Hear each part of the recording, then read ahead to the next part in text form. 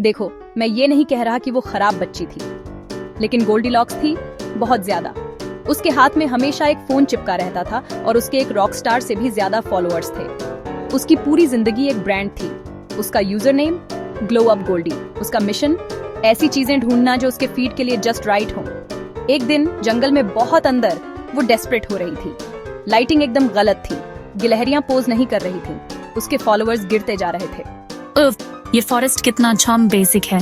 एक बोरिंग से मशरूम पर एक स्पार्कली फिल्टर लगाते हुए, मुझे कुछ ऑथेंटिक चाहिए, कुछ रस्टिक शिक, कुछ ऐसा जो थॉट कॉटेज कोर्ट चिल्लाए। तभी उसने उसे देखा, एक छोटा सा कॉटेज, कुछ बहुत ऊंचे, बहुत प्राइवेट लुकिंग पेड़ों के पीछे छिपा हुआ। यह परफेक्ट था। गोल्डीलॉक्स ने नॉक नहीं किया।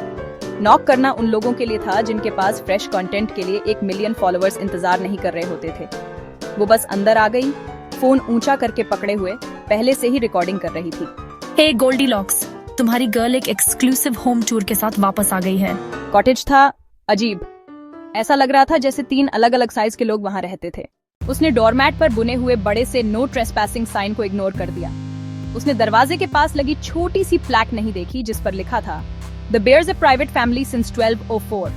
उसे बस कंटेंट दिख रहा था, ब्यूटीफुल वायरल मोनेटाइजेबल कंटेंट। ये इंटरनेट पर आग लगा देगा। उसे सबसे पहले किचन मिला। टेबल पर पॉरेज के 3 बोल्स रखे थे। Breakfast aesthetic check. पहला बोल बहुत गर्म था। ये पॉरेज एक्टिंग फेल है। दूसरा बहुत ठंडा था, लिटरली इनएडिबल, सैड।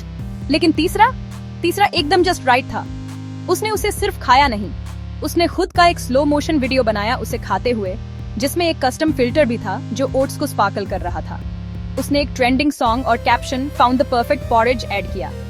ये दे रहा है main character energy, just right, porridge goals, foodie. 10 second में पोस्ट को 1000 लाइक्स मिले। गोल्डीलॉक्स मुस्कुराई। ये उसका अब तक का सबसे अच्छा दिन होने वाला था। उसने अपने कैमरे को कोजी लिविंग रूम में घुमाया, तीनों चेयर्स दिखाते हुए। ये एक बूमरैंग वीडियो के लिए जस्ट राइट था। वो धड़ाम से बैठ गई और रॉकिंग करने लगी। फोन हाथ में था और तभी उसने सुना एक छोटी ऑमिनस क्रीक। चेयर सिर्फ क्रीक नहीं किया, वो फट गया।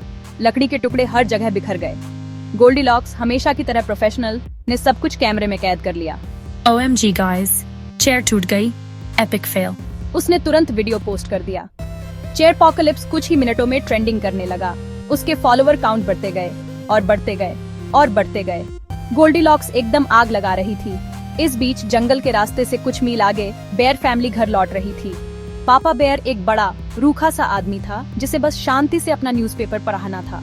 मामा बेयर एक दयालु आत्मा थी जिसे गार्डनिंग करना और अपनी ब्राउजर हिस्ट्री डिलीट करना पसंद था। और बेबी बेयर, ठीक है, एक बेबी बेयर था जिसे ज्यादातर हनी और कार्टून्स में दिलचस्पी थी। वे एक सिंपल फैमिली थे। उनके पास सोशल मीडिया नहीं था।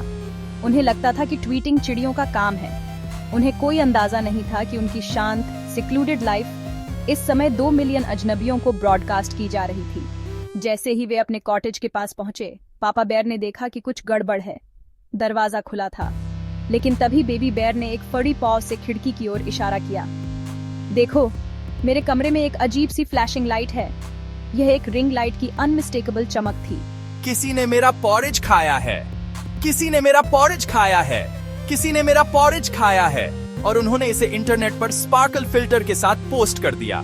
कोई मेरी चेयर पर बैठा है, कोई मेरी चेयर पर बैठा है, कोई मेरी चेयर पर बैठा है। और अब चेयर पॉकलिप्स वर्ल्ड वाइड ट्रेंड कर रहा है। तो उन्होंने एक अलग अप्रोच अपनाई, एक मॉडर्न अप्रोच।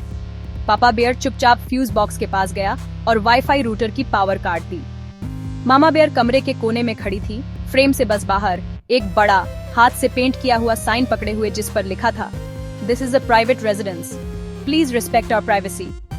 बेबी बेयर इस बीच अपने सीक्रेट गेमिंग अकाउंट में लॉग इन हो गया और स्ट्रीम को कॉपीराइट इन्फ्रिंजमेंट के लिए रिपोर्ट करना शुरू कर दिया।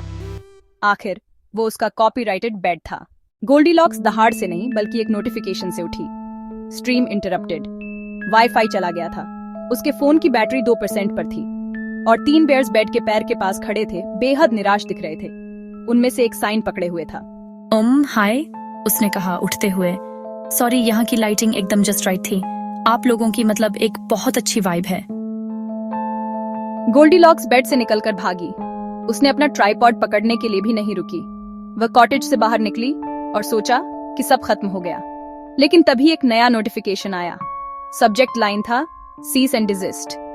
ये अर्सिडे, अर्सा एंड मेजर अटॉर्नीज एट पॉब की लॉ फर्म से था।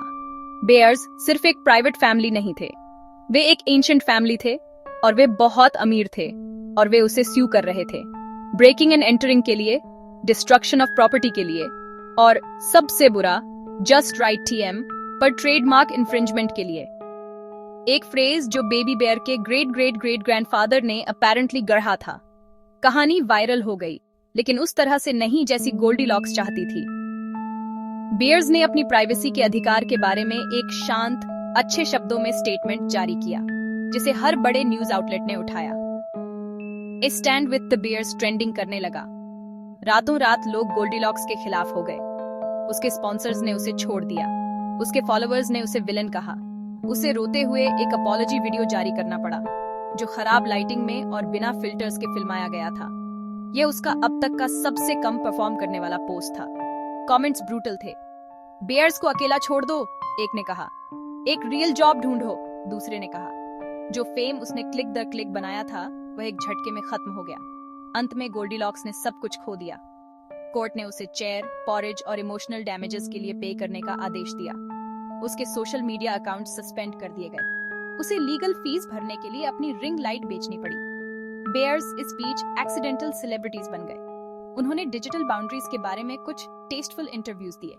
उन्होंने ऑर्गेनिक मैट्रेसेस के लिए जस्ट राइट टीएम ब्रांड को लाइसेंस किया और प्रॉफिट्स का इस्तेमाल एक ऊंची फेंस बनाने के लिए किया।